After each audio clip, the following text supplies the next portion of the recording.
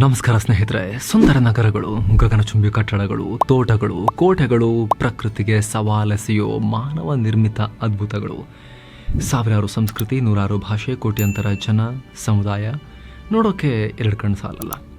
ಕಳೆದ 12,000 ವರ್ಷಗಳಿಂದ ಮನುಷ್ಯ ಅನ್ನೋ ಜೀವಿ ಹಂತ ಹಂತವಾಗಿ ಕಟ್ಕೊಂಡ್ಬಂದಿರೋ ಅದ್ಭುತ ಸಾಮ್ರಾಜ್ಯ ಇದು.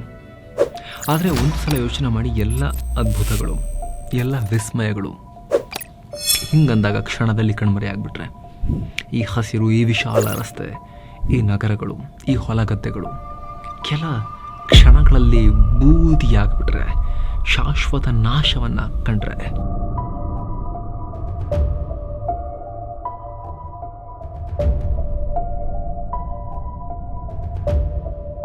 ಸ್ನೇಹಿತರೆ, ಜಗತ್ತು ಯುದ್ಧದ ಹುಚ್ಚಿಗೆ ಬಿದ್ದಿದೆ. ಒಂದು ಕಡೆ ನ್ಯಾಟೋ ಮತ್ತು ರಷ್ಯಾಗಳು ಯುಕ್ರೇನ್ ಯುದ್ಧದ ಕಾರಣಕ್ಕೆ ಹೊಡೆದಾಡೋ ಎಚ್ಚರಿಕೆಯನ್ನು ಕೊಡ್ತಾ ಇದ್ದಾರೆ.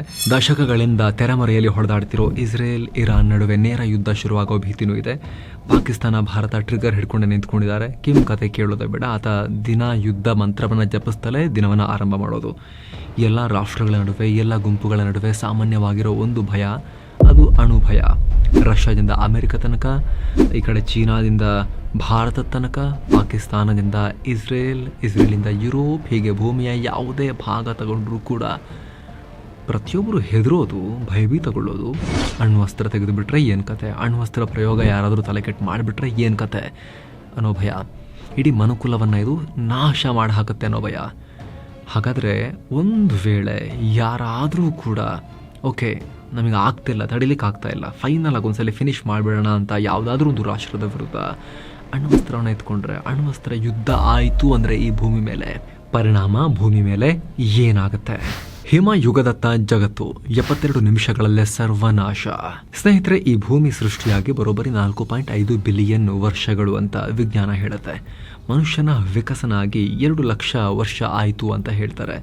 ನಾಗರಿಕತೆಗಳು ಅಂದರೆ ಮನುಷ್ಯ ಪ್ರಾಣಿ ಜೀವನ ಬಿಟ್ಟು ಒಂದು ಕಡೆ ನೆಲೆ ನಿಂತು ಜೀವನ ಮಾಡೋಕೆ ಶುರು ಮಾಡಿ, ಪ್ರಾಪರ್ ನಾಗರಿಕ ಜೀವನ ಶುರು ಮಾಡಿ 12,000 ವರ್ಷ ಆಗಿದೆ ಅಂತ ಹೇಳ್ತಾರೆ. ಈ ಜರ್ನಿಯಲ್ಲಿ ಆತ ಸಾಕಷ್ಟು ಯುದ್ಧಗಳನ್ನು ಮಾಡಿದ್ದಾನೆ, ಸಂಧಾನಗಳನ್ನು ಮಾಡ್ಕೊಂಡಿದ್ದಾನೆ, ಅಭಿವೃದ್ಧಿಯನ್ನು ಕೂಡ ಕಂಡಿದ್ದಾನೆ. ಆದರೆ ಎಲ್ಲವನ್ನ ಬರೀ 72 ನಿಮಿಷಗಳಲ್ಲಿ ನಾಶ ಮಾಡ್ಬೋದು ಅಂತ ತಜ್ಞರು ಹೇಳ್ತಾರೆ.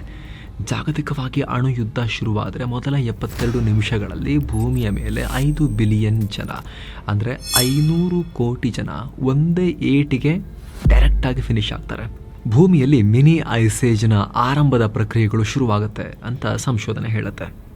ಅಮೆರಿಕ ಸೇರಿ ಸಾಕಷ್ಟು ರಾಷ್ಟ್ರಗಳು 10 ವರ್ಷ ಹಿಮದಿಂದ ಮುಚ್ಚಿ ಹೋಗ್ತವೆ ಅಂತ ಹೇಳಲಾಗಿದೆ. ಸ್ನೇಹಿತರೆ, ಇಲ್ಲಿ ಅಣುಯುದ್ಧ ಆಗೋದಕ್ಕೂ ಹಿಮಯುಗಕ್ಕೂ ಏನು ಸಂಬಂಧ ಅಂತ ಕೇಳ್ಬೋದು. ಪರಮಾಣು ಯುದ್ಧ ಆದರೆ ಎಲ್ರಿಗೂ ಗೊತ್ತಿರೋ ಹಾಗೆ ಬೃಹತ್ ಪ್ರಮಾಣದ ಬೆಂಕಿ ಮತ್ತು ಬಿರುಗಾಳಿ ಉಂಟಾಗುತ್ತೆ. ಇದರಿಂದ ಅಪಾರ ಪ್ರಮಾಣದ ಮಸಿ ಮತ್ತು ಬೂದಿ ವಾತಾವರಣ ಸೇರಿಕೊಳ್ಳುತ್ತೆ. ಈ ಕಣಗಳು ಸೂರ್ಯನ ಬೆಳಕು ಭೂಮಿ ಮೇಲೆ ಬರೋದನ್ನು ಬ್ಲಾಕ್ ಮಾಡ್ತವೆ. ಸೊ ಸೂರ್ಯನ ಕಿರಣಗಳು ಭೂಮಿಗೆ ತಲುಪಲಿಲ್ಲ ಅಂದರೆ ಭೂಮಿ ಏನಾಗುತ್ತೆ? ಕೋಲ್ಡ್ ಆಗುತ್ತೆ, ತಂಪಾಗುತ್ತೆ. ಆಗ ಮಿನಿ ಹಿಮಯುಗಕ್ಕೆ ಭೂಮಿ ತುತ್ತಾಗುತ್ತೆ ಅಂತ ತಜ್ಞರು ಹೇಳ್ತಾ ಇದ್ದಾರೆ. ಹೀಗೆ ಹಂತ ಹಂತವಾಗಿ ಜೀವಿಗಳ ಅಸ್ತಿತ್ವವೇ ಇಲ್ಲದಂಥ ಪರಿಸ್ಥಿತಿಯು ಉಂಟಾಗುತ್ತೆ ಅನ್ನೋ ಆತಂಕ ಇದೆ. ಹೇಗೆ ಅದು ಗೊತ್ತಾಗಬೇಕು ಅಂದರೆ ನಾವು ಅಣುಸ್ಫೋಟ ಆದಾಗ ಏನೇನಾಗುತ್ತೆ ಅನ್ನೋದನ್ನು ನೋಡ್ತಾ ಹೋಗಬೇಕು. ಸ್ನೇಹಿತರೆ, ಒಂದು ದೇಶ ಇನ್ನೊಂದು ರಾಷ್ಟ್ರದ ಮೇಲೆ ಕ್ಷಿಪಣಿಗಳ ಮೂಲಕ ಅಥವಾ ವಿಮಾನಗಳ ಮೂಲಕ ಅಣುಸ್ಫೋಟಕವನ್ನು ಹಾಕಿದ ತಕ್ಷಣ ಅಲ್ಲಿ ಸ್ಫೋಟ ಉಂಟಾಗುತ್ತೆ. ಈ ಸ್ಫೋಟ ಎಷ್ಟು ತೀವ್ರತೆ ಹೊಂದಿರುತ್ತೆ ಅನ್ನೋದು ಆ ಸ್ಫೋಟಕದ ತಾಕತ್ತಿನ ಮೇಲೆ ಡಿಸೈಡ್ ಆಗುತ್ತೆ. ಸಾಮಾನ್ಯವಾಗಿ ಸ್ಫೋಟ ಉಂಟಾದಾಗ ಬರೀ 10 ಸೆಕೆಂಡ್ನಲ್ಲೇ ಫೈರ್ ಬಾಲ್, ಅಂದರೆ ನೀವೀಗ ಚಿತ್ರದಲ್ಲಿ ನೋಡ್ತಾ ಇದ್ದೀರಲ್ಲ, ಈ ಎಫೆಕ್ಟ್ ಕ್ರಿಯೇಟ್ ಆಗುತ್ತೆ. ಇದರ ಬೆನ್ನಲ್ಲೇ ಗ್ಯಾಮಾ ಕಿರಣಗಳು ಮತ್ತು ನ್ಯೂಟ್ರಾನ್ಗಳ ರಿಲೀಸ್ ಆಗುತ್ತೆ. ಇದು ಅಪಾರ ಪ್ರಮಾಣದ ಶಾಖ ಮತ್ತು ಬೆಳಕನ್ನು ಹೊಂದಿರೋದ್ರಿಂದ ಈ ಸ್ಫೋಟ ನೋಡಿದ ಕೂಡಲೇ ಕಣ್ಣು ಹೋಗುತ್ತೆ. ಭಯಾನಕ ಶಾಖ ಮತ್ತು ಶಬ್ದ ಸೃಷ್ಟಿಯಾಗಿ ಅದರಿಂದ ಮನುಷ್ಯನ ಅಂಗಾಂಗಗಳ ಸ್ವಾಧೀನ ಹೋಗುತ್ತೆ. ಕಿವಿ, ಹೃದಯ, ಹೀಗೆ ಯಾವೆಲ್ಲ ಸೂಕ್ಷ್ಮ ಅಂಗಗಳಿದಾವೋ ಎಲ್ಲವಕ್ಕೂ ಗಂಭೀರ ಹೊಡೆತ ಬೀಳುತ್ತೆ. ಚರ್ಮ ಸುಟ್ಟು ಹೋಗುತ್ತೆ. ನ್ಯೂಕ್ಲಿಯರ್ ಸ್ಫೋಟ ಆದ ಕೆಲವೇ ಸೆಕೆಂಡ್ಗಳಲ್ಲಿ ಅದು ಕಿಲೋಮೀಟರ್ ಗಟ್ಟಲೆ ತನ್ನ ಶಕ್ತಿಯನ್ನು ಹರಡುತ್ತೆ. ಇದರಿಂದ ತನ್ನ ಸುತ್ತಲೂ ಇರೋ ಕಟ್ಟಡಗಳನ್ನು ಒಂದೇ ಏಟಿಗೆ ಧೂಳು ಮಾಡಿ ಬಿಸಾಕತ್ತೆ. ನೀವೀಗ ಒಂದು ಚಾರ್ಟ್ ನೋಡ್ತಾ ಇದ್ದೀರಾ. ಇದು ಬರೀ 15 ಕಿಲೋ ಟನ್ ಆಫ್ TNT ಸಾಮರ್ಥ್ಯದ ಸ್ಫೋಟಕದ ಲೆಕ್ಕ. ಹಾಗೆ ನೋಡಿದ್ರೆ ತುಂಬ ಚಿಕ್ಕ ಸಾಮರ್ಥ್ಯ ಇದು. ಬಟ್ ಇದೇ ಸ್ಫೋಟಕವನ್ನೇ ಯಾವುದೇ ಒಂದು ನಗರದ ಮೇಲೆ ಹಾಕಿದ್ರೆ ಆ ಸ್ಫೋಟ ನಡೆದ ಜಾಗದ 1.6 ಕಿಲೋಮೀಟರ್ ಸುತ್ತಳತೆಯಲ್ಲಿ ಎಲ್ಲವೂ ಸರ್ವನಾಶ ಮಾಡಿಬಿಡುತ್ತೆ. ಇದು ಎರಡನೇ ಹಂತದಲ್ಲಿ 2 ಕಿಲೋಮೀಟರ್ ಸುತ್ತಳತೆಯ ಪ್ರದೇಶಗಳ ಮೇಲೆ ಗಂಭೀರ ಪರಿಣಾಮವನ್ನು ಬೀರುತ್ತೆ. ಮೂರನೇ ಹಂತದಲ್ಲಿ 3.2 ಕಿಲೋಮೀಟರ್ ತನಕ ಮೀಡಿಯಂ ರೇಂಜ್ನ ಡ್ಯಾಮೇಜ್ ಮಾಡುತ್ತೆ. 5-6 ಕಿಲೋಮೀಟರ್ ತನಕವೂ ಇದು ಪರಿಣಾಮವನ್ನು ಹರಡೋ ಸಾಮರ್ಥ್ಯ ಹೊಂದಿದೆ. ಇದು ಕಡಿಮೆ ತೀವ್ರತೆಯ ಅಣುಸ್ಫೋಟಕವನ್ನು ಹಾಕಿದಾಗ ರಷ್ಯಾ ಬಳಿ ಸೋವಿಯತ್ ಕಾಲದಲ್ಲಿ ಝಾರ್ ಬಾಂಬಾ ಅನ್ನೋ ಸ್ಫೋಟಕ ಇತ್ತು. ಈಗ ಅದು ಆಕ್ಟಿವ್ ಇಲ್ಲ ಅಂತ ಹೇಳ್ತಾರೆ. ಇದರ ಹಾನಿಯನ್ನು ಮನುಷ್ಯರು ಊಹೆ ಮಾಡಿಕೊಳ್ಳೋಕ್ಕೂ ಆಗಲ್ಲ ಅಂತ ಹೇಳ್ತಾರೆ. ಯಾಕಂದರೆ 1961ರಲ್ಲಿ ಈ ಸ್ಫೋಟಕದ ಟೆಸ್ಟ್ ಮಾಡಿದಾಗ 900 ಕಿಲೋಮೀಟರ್ ದೂರದ ತನಕ ಕಿಟಕಿಗಳು ಮುರಿದು ಹೋಗಿದ್ವು. ವಿಜ್ಞಾನಿಗಳ ಪ್ರಕಾರ ಈ ಸ್ಫೋಟಕ ಸಿಡಿದಿದ್ರೆ 35 ಕಿಲೋಮೀಟರ್ ಸುತ್ತಳತೆಯ ಒಂದಿಡೀ ನಗರ ಕಂಪ್ಲೀಟ್ ಡಿಸ್ಟ್ರಾಯ್ ಆಗ್ತಾ ಇತ್ತು. ಆದರೆ ಟೆಸ್ಟ್ ಮಾಡಿದ್ದು ಜನವಸತಿ ಇಲ್ಲದೆ ಇರೋ ಜಾಗದಲ್ಲಿ 100 ಕಿಲೋಮೀಟರ್ ತನಕ ಗಂಭೀರ ಪರಿಣಾಮವನ್ನು ಉಂಟು ಮಾಡ್ತಾ ಇತ್ತು. ಇದು ಒಂದು ಸಲ ಸ್ಫೋಟ ಆದರೆ 60 ಕಿಲೋಮೀಟರ್ ಎತ್ತರ ತನಕ ಇದರ ಜ್ವಾಲೆ ಹೋಗ್ತಾ ಇತ್ತು. ಅಂದರೆ ಹಿರೋಶಿಮಾ ನಾಗಸಾಕಿ ಮೇಲೆ ಹಾಕಿದ ಸ್ಫೋಟಕಕ್ಕಿಂತ ಇದು 1,500 ಪಟ್ಟು ಶಕ್ತಿಯುತ. ಈಗ ಇಷ್ಟು ಸಾಮರ್ಥ್ಯದ ಏಕೈಕ ಸ್ಫೋಟಕ ಇಟ್ಕೊಂಡಿಲ್ಲ ಅನ್ನೋ ನಂಬಿಕೆ ಇದೆ ಜಗತ್ತಿನ ರಾಷ್ಟ್ರಗಳು. ಗರಿಷ್ಠ 300 ಕಿಲೋಟನ್ ಸಾಮರ್ಥ್ಯದ ಸ್ಫೋಟಕಗಳನ್ನು ಇಟ್ಕೊಂಡಿದ್ದಾರೆ ಅನ್ನೋ ಲೆಕ್ಕಾಚಾರ ಇದೆ. ಅವು ಇನ್ನಷ್ಟು ಆಧುನಿಕ ಕೂಡ ಹೌದು. ಹಿರೋಶಿಮಾ ಮೇಲೆ ಲಿಟಲ್ ಬಾಯ್ ಹೆಸರಿನ ಸ್ಫೋಟಕ ಅಮೆರಿಕ ಹಾಕ್ತಲ್ಲ, ಅದು ಬರೀ 15 ಕಿಲೋಟನ್ ಅಷ್ಟೇ. ಆಗಲೇ 1.5 ಲಕ್ಷ ಜನ ಪ್ರಾಣ ಕಳ್ಕೊಂಡಿದ್ರು. ಇಡೀ ನಗರ ಸ್ಮಶಾನ ಆಗಿತ್ತು. ಇವತ್ತಿಗೂ ಅದರ ಪರಿಣಾಮವನ್ನು ಅಲ್ಲಿನ ನೆಕ್ಸ್ಟ್ ಜನ್ರೇಷನ್ ಅವ್ರ ಮೇಲೆ ವಿಕಿರಣಗಳ ಪ್ರಭಾವ ಆಗ್ತಾ ಇದೆ. ಅಂಥದ್ರಲ್ಲಿ ಈಗಿರೋದು ಇನ್ನೂ ಆಧುನಿಕ ಅಸ್ತ್ರಗಳು. 12,119 ಅಸ್ತ್ರಗಳು ಸ್ಫೋಟಕಗಳಿವೆ ಜಗತ್ತಲ್ಲಿ ಅನ್ನೋ ಲೆಕ್ಕಾಚಾರ ಇದೆ ಬೇರೆ ಬೇರೆ ರಾಷ್ಟ್ರಗಳ ಬಳಿ. ಒಂದೊಂದು ದೇಶದ ಮೇಲೆ 62 ಅಣ್ವಸ್ತ್ರ ಹಾಕ್ಬೋದು. ಇದು ಆ್ಯಾವ್ರೇಜ್ ತೆಗೆದು ಹೇಳಿದ್ದು. ಸಣ್ಣ ಪುಟ್ಟ ರಾಷ್ಟ್ರಗಳಿಗೆ ಒಂದೇ ಸ್ಫೋಟಕ ಸಾಕು. ಪುಟಾಣಿ ರಾಷ್ಟ್ರಗಳಿಗೆ 12 ಹಾಕದಾದರೂ ಎಲ್ಲಿ ಜಾಗ ಎಲ್ಲಿದೆ? ಆ್ಯಾವ್ರೇಜಿಗೆ ಹೇಳಿದಷ್ಟೇ ನಿಮಗದನ್ನು. ಈಗ ರಷ್ಯಾ ಅಮೆರಿಕ ಮೇಲೆ ರುಚಿಗೆದ್ದು ಒಂದು ಸ್ಫೋಟಕವನ್ನು ಹಾಗೆ ನ್ಯೂಯಾರ್ಕ್ ನಗರದ ಮೇಲೆ ಹಾಕ್ತು ಅಂತ ಅಂದ್ಕೊಳ್ಳಿ. ಊಹೆ 24 ಗಂಟೆಯಲ್ಲಿ 10 ಲಕ್ಷಕ್ಕೂ ಅಧಿಕ ಜನರ ಪ್ರಾಣ ಹೋಗುತ್ತೆ ಅಂತ ಸ್ಟಡೀಸ್ ಹೇಳ್ತಾ ಇವೆ. ರಷ್ಯಾ ಮತ್ತು ಅಮೆರಿಕ ಹತ್ತಿರ ಕ್ರಮವಾಗಿ 5,580, 5,044 ಸ್ಫೋಟಕಗಳಿವೆ. ಒಬ್ರಿಗೊಬ್ರು ಹಾರಿಸೋಕೆ ನಿಂತ್ಕೊಂಡ್ರೆ ಕೆಲವೇ ಗಂಟೆಗಳಲ್ಲಿ 36 ಕೋಟಿ ಜನ ಪ್ರಾಣ ಕಳ್ಕೊಳ್ತಾರೆ. ಕಂಪ್ಲೀಟ್ ಸರ್ವನಾಶ. ಭಾರತ ಮತ್ತು ಪಾಕಿಸ್ತಾನ ನಡುವೆ ಏನೂ ಆಗಲ್ವಾ? ಭಾರತ ಪಾಕ್ ನಡುವೆ ಅಣುಯುದ್ಧ ಶುರುವಾದ್ರೂ ಅಷ್ಟೇ. ಜಸ್ಟ್ 15 ಕಿಲೋಟನ್ ಸಾಮರ್ಥ್ಯದ ಅಣ್ವಸ್ತ್ರ ಹಾಕಿದ್ರೆ ಕ್ಷಣ ಮಾತ್ರದಲ್ಲಿ 2.7 ಕೋಟಿ ಜನ ಪ್ರಾಣ ಕಳ್ಕೊಳ್ತಾರೆ. ಒಂದು ಸ್ಫೋಟಕದ ಲೆಕ್ಕ. ಪಾಕ್ ಮತ್ತು ಭಾರತ ಇಬ್ಬರ ಬಳಿನೂ ಹತ್ತತ್ರ ತಲಾ 200 ಸ್ಫೋಟಕಗಳಿವೆ. ಭಾರತದ ಹತ್ತಿರ ಅಂತೂ 47 ಕಿಲೋಟನ್ ಸಾಮರ್ಥ್ಯ ತನಕದ ಭಯಂಕರ ಸ್ಫೋಟಕಗಳಿವೆ. ಈಗ ನೀವು ಒಂದು ಚಿತ್ರ ನೋಡ್ತಾ ಇದ್ದೀರಾ. ಇಬ್ಬರ ನಡುವೆ ಯುದ್ಧ ಶುರುವಾದರೆ 54 ದಿನಗಳ ಕಾಲ ಜಗತ್ತಿನಾದ್ಯಂತ ಹೇಗೆ ಹೊಗೆ ಹರಡುತ್ತೆ ಅನ್ನೋದನ್ನು ಇದರಲ್ಲಿ ತೋರಿಸಲಾಗಿದೆ. ಇಬ್ಬರ ನಡುವೆ ಅಣುಯುದ್ಧ ಆದರೆ 5 ಟೆರಾಗ್ರಾಮ್ನಷ್ಟು ಮಸಿ ಸೃಷ್ಟಿಯಾಗುತ್ತೆ. 1 ಟೆರಾಗ್ರಾಮ್ ಅಂದರೆ ನೀವೀಗ ನೋಡ್ತಾ ಇದ್ದೀರಲ್ಲ, ಇಷ್ಟು kg. ಇದನ್ನು ಓದಬೇಕೀಗ. ಇಷ್ಟು 0 ಇದೆ, ಇಷ್ಟು kg.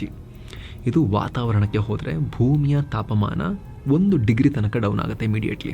ಇನ್ನೊಂದು ವೇಳೆ ಇಡೀ ಜಗತ್ತೇನಾದರೂ ನ್ಯೂಕ್ಲಿಯರ್ ಯುದ್ಧ ಅಂತ ನಿಂತುಬಿಟ್ರೆ, ಅಂದರೆ ಚೀನಾ ಮೇಲೆ ಅಮೆರಿಕ, ಬ್ರಿಟನ್ ಮೇಲೆ ರಷ್ಯಾ, ಪಾಕಿಸ್ತಾನ ಮೇಲೆ ಇಸ್ರೇಲ್, ಭಾರತ, ಹೀಗೆ ಒಬ್ರಿಗೊಬ್ಬರು ಶುರು ಹಚ್ಕೊಂಡ್ರೆ 150 ಟೆರಾಗ್ರಾಮ್ನಷ್ಟು ಮಸಿ ಸೃಷ್ಟಿಯಾಗುತ್ತೆ. ಇದು ಇಡೀ ಜಗತ್ತನ್ನು ಮಸಿಮಯ ಮಾಡುತ್ತೆ. ಜೊತೆಗೆ ಹೊಗೆ ಕೂಡ ಭಯಾನಕ ಪ್ರಮಾಣದಲ್ಲಿ ಸೃಷ್ಟಿಯಾಗುತ್ತೆ.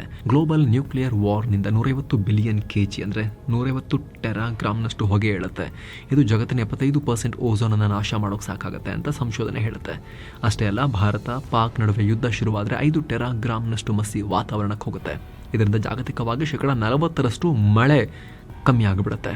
ಅಲ್ಲದೆ 47 ಟೆರಾಗ್ರಾಮ್ ಹೊಗೆ ಉತ್ಪತ್ತಿಯಾದರೆ ಸಮುದ್ರದ ಉಷ್ಣಾಂಶ 3.5 ಡಿಗ್ರಿ ಡೌನ್ ಆಗುತ್ತೆ. ಇದರಿಂದ ಸಮುದ್ರ ಸಾಗರಗಳು ಕೂಡ ತಣ್ಣಗಾಗಿಬಿಡ್ತವೆ.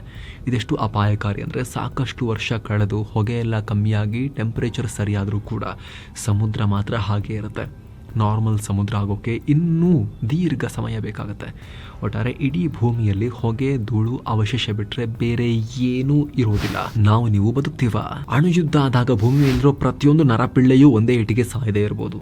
90% ಹೋದರೂ ಕೂಡ ಕೆಲವರು ಅಲ್ಲಲ್ಲಿ ಬಂಕರ್ಗಳಲ್ಲೆಲ್ಲ ಸೇರಿಕೊಂಡು ಆಶ್ರಯ ಪಡೆದಿರಬಹುದು. ಆದರೆ ಎಷ್ಟು ದಿನ ಅಂತ ಅಲ್ಲೇ ಇರೋಕ್ಕೆ ಸಾಧ್ಯ, ಬಚಾವಾಗಿರೋಕ್ಕೆ ಸಾಧ್ಯ? ಬದುಕಿದ್ರು ಲಾಂಗ್ ಟೈಮ್ ಸರ್ವೈವ್ ಆಗೋಕ್ಕಾಗಲ್ಲ. ಯಾಕಂದರೆ ಇಡೀ ಭೂಮಿ ಸುಟ್ಟ ಕಾಗದ ಥರ ಆಗೋಗಿರುತ್ತೆ. ಶುದ್ಧ ಗಾಳಿ ಇರೋದಿಲ್ಲ, ಆಹಾರ ಬೆಳೆಯೋಕ್ಕೆ ಸಾಧ್ಯ ಆಗೋದಿಲ್ಲ. ಒಂದೇ ಮಾತಲ್ಲಿ ಹೇಳಬೇಕು ಅಂದರೆ ಇಡೀ ಭೂಖಂಡ ಕಲ್ಲು ಬಂಡೆ ರೀತಿಯಾಗಿರುತ್ತೆ. ಬರಡು ಭೂಮಿ ಥರ ಆಗಿರುತ್ತೆ. ಹಸಿವು ಮತ್ತು ನೀರಡಿಕೆಗಳಿಂದ ಜನ ಸರ್ವನಾಶ ಆಗ್ತಾರೆ. ವಿಕಿರಣದ ಪ್ರಭಾವ ಅಂತೂ ಇದ್ದೇ ಇರುತ್ತೆ. ಹೊರಗೆ ಬಂದ ತಕ್ಷಣ ಪ್ರಭಾವ ಬೀರೋಕ್ಕೆ ಶುರುವಾಗುತ್ತೆ. ಏನೇನೋ ಪ್ರಯತ್ನ ಮಾಡಿ ಬದುಕ್ತೀವಿ ಅಂತ ಅದರ ದ್ವೀಪಕ್ಕೆ ಹೋಗೋಣ ಅಂದ್ರೆ ಅದು ಆಗಲ್ಲ. ಅಣು ಯುದ್ಧದ ಪರಿಣಾಮ ಒಂದಲ್ಲ ಒಂದು ರೀತಿ ನಮ್ಮ ಪ್ರಾಣವನ್ನು ತೆಗೆಯುತ್ತೆ. So there is nowhere to hide ಅನ್ನೋ ಸಿಚುವೇಶನ್ ಇರುತ್ತೆ. ಇಲ್ಲಿ ಸ್ಫೋಟಕ ಬಿದ್ದಿದೆ, ಬೇರೆ ಎಲ್ಲಾದರೂ ಹೋಗಿ ದೂರದಲ್ಲಿ ಆಶ್ರಯ ಪಡೆಯೋಣ ಅಂದರೂ ಕೂಡ ಆಗಲೇ ಹೇಳಿದ ಹಾಗೆ ಇಡೀ ಭೂಮಿಯನ್ನು ದಟ್ಟವಾದ ಹೊಗೆ ಮತ್ತು ಕಾರ್ಬನ್ ಮಸಿಯ ಆ ಮೋಡ, ಕಾರ್ಮೋಡ ಆವರಿಸಿರುತ್ತೆ. ಇಡೀ ಭೂಮಿಯನ್ನು ಆವರಿಸಿದಾಗ ಸೂರ್ಯನ ಬೆಳಕು ಬರೋದಿಲ್ಲ, ಕಗ್ಗತ್ತಲು ಆವರಿಸಿರುತ್ತೆ, ಟೆಂಪ್ರೇಚರ್ ಜಾಸ್ತಿ ಆಗೋಕ್ಕೆ ಶುರುವಾಗುತ್ತೆ, ಐಸ್ ಏಜ್ ಥರದ ಪರಿಸ್ಥಿತಿ ಶುರುವಾಗುತ್ತೆ, ತಿನ್ನೋಕ್ಕೇನೂ ಇರೋದಿಲ್ಲ. ಹಾಗಾಗಿ ಒಂದು ವೇಳೆ ಬಂಕರ್ ಸೇರಿಕೊಂಡು ಬದುಕ್ತೀವಿ ಅಂದರೂ ಕೂಡ ಆ ಉಳಿವು ತಾತ್ಕಾಲಿಕ ಆಗಿರುತ್ತೆ. ಅಣು ಕದನದಲ್ಲಿ ಒಂದೇ ಏಟಿಗೆ ಹೋದವರಿಗಿಂತಲೂ ಭೀಕರವಾಗಿ ಇವರು ಹೋಗಬೇಕಾಗತ್ತೆ. ಸೊ ಫ್ರೆಂಡ್ಸ್, ಇದಾಗಿತ್ತು ಅಣು ಯುದ್ಧ ಅಂದರೆ ಇಡೀ ಜಗತ್ತು ಅಷ್ಟೊಂದು ಹೆದರೋದು ಯಾಕೆ ಅನ್ನೋದನ್ನು ಒಂದು ಸನ್ನಿವೇಶವನ್ನು ನಿಮಗೆ ಎಕ್ಸ್ಪ್ಲೇನ್ ಮಾಡೋ ಪ್ರಯತ್ನ. Thank you so much. ಮತ್ತೆ ಭೇಟಿ ಆಗ್ತಿರೋಣ. ನಮಸ್ತೆ.